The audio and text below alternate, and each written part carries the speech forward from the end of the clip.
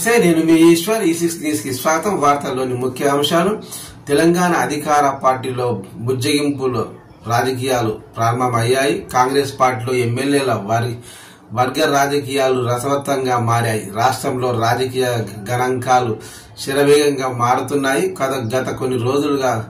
గత కొన్ని రోజుల క్రితం 10 మంది కాంగ్రెస్ ఎమ్మెల్యేలు సీక్రెట్ గా సమావేశమైన విషయం తెలిసిందే.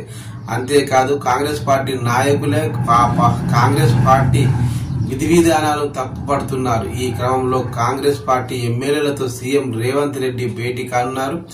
మర్రి Chennareddy human resource development centre లో కాంగ్రెస్ పార్టీ ఎమ్మెల్యేలతో సీఎం రేవంత్ భేటీ కానున్నారు. సీఎం రేవంత్తో పాటు రాష్ట్ర కాంగ్రెస్ పార్టీ వ్యవహారాల ఇన్ఛార్జి దీపా దాస్ మున్షి, పీసీసీ చీఫ్ మహేష్ కుమార్ గౌడ్లు సమావేశంలో పాల్గొననున్నారు. మొత్తం పార్టీ ఎమ్మెల్యేలను 4 వర్గాలుగా విభజించి వారితో మాట్లాడుతున్నారు.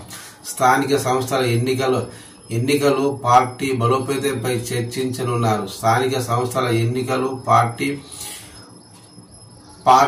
బలోపేతంపై చర్చించనున్నారు. కాంగ్రెస్ పార్టీని నాయకుల మధ్య ఉన్న మనస్పర్ధలు పరిష్కరించనున్నారు. అదేవిధంగా పార్టీ ఫిరాయించిన 10 మంది ఎమ్మెల్యేలు దానం నాగేందర్ ఇంట్లో భేటీ అయ్యారు.